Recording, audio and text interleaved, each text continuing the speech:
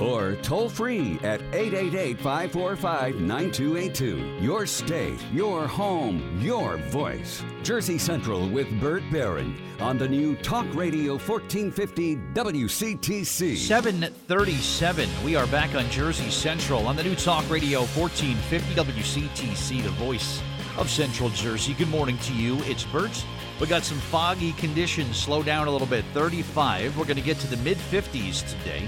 Another traffic update is on the way. Things are getting a little bit better. The Turnpike and 287 and 440 interchange there. A full closure earlier. It's back open now. It's still going to take some time to get through there. We'll get you an update on that coming up in just a bit. We also have our contest on the way sometime between now and 8 o'clock.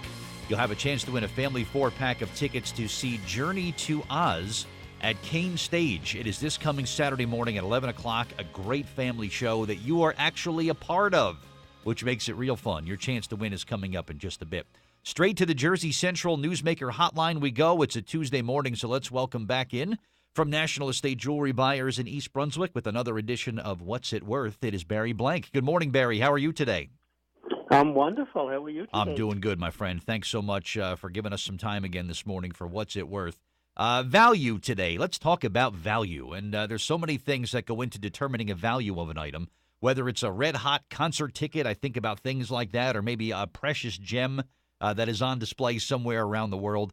There are ways that value is determined of just about everything, isn't there, Barry? There are ways to determine value, and when we talk about value in this context, we're talking about money. How much money will something get, or what is it worth? And you always hear me say, what is it worth? Yes, that's right. That's right. So what's the first condition when it comes to determining an item's value? What do we start with? Well, the first thing is rarity.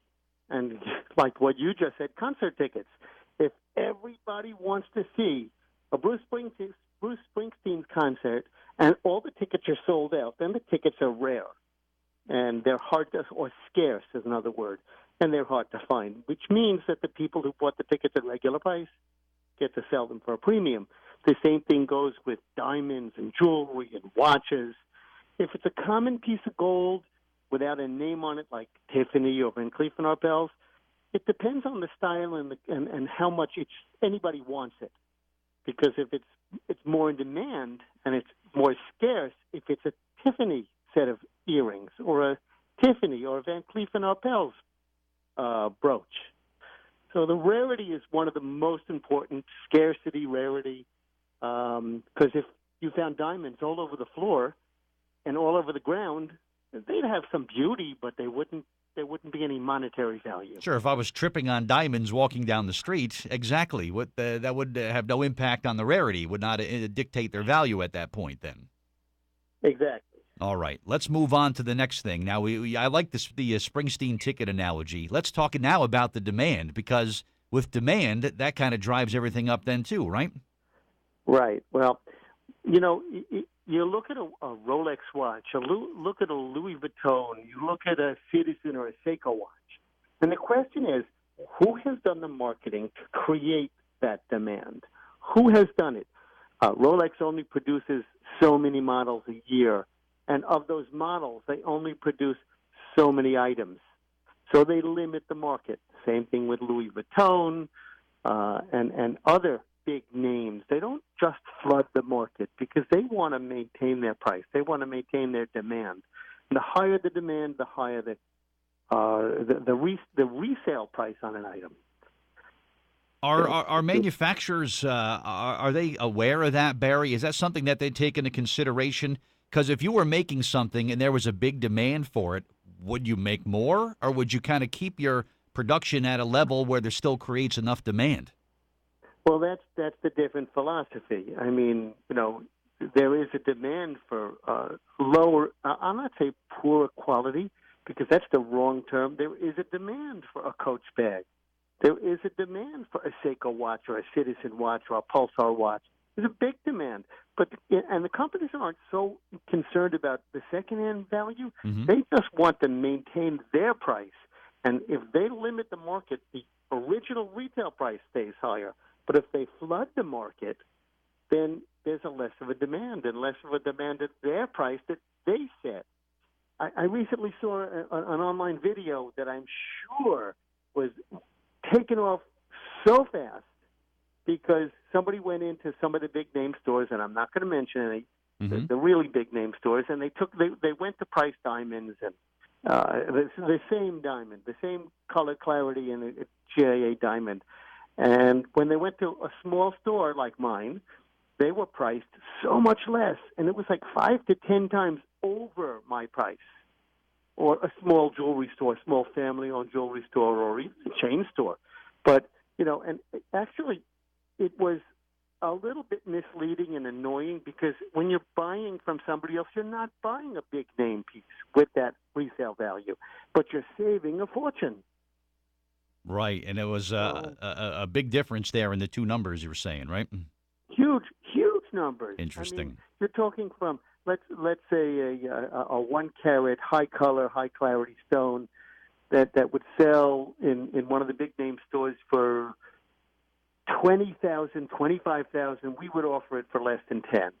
And it's just because I'm not able to put, and nor would I ever want to put a big name on my. That's not mine. Sure. And I'm very proud of my name. So yeah.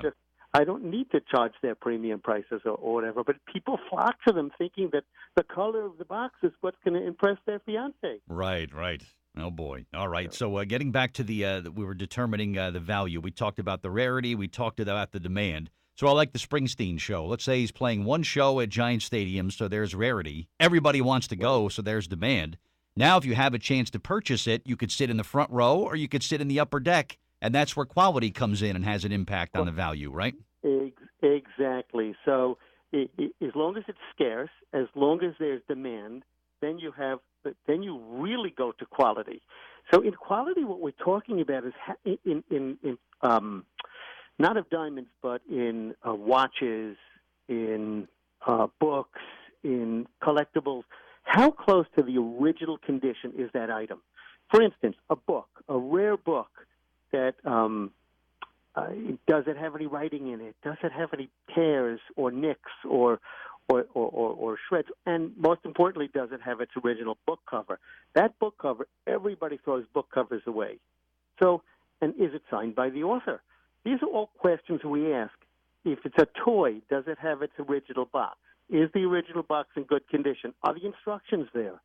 We recently sold a Coca-Cola bottle opener in its original box for like $10 online. I mean, it's not worth anything to anybody, and that was a low price. But you never know. These things could go crazy. So that book jacket, you mean that little thing that gets a little tear at the bottom and everybody just throws it away? That jacket that's on the outside of a book, you got to keep that because there's value in that? Well, we're talking about books of monetary value. Sure.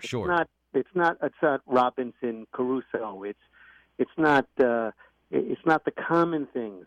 I recently, 15 years ago, 20 years ago, I had a book signed by Amelia Earhart that I was unable to make a deal on.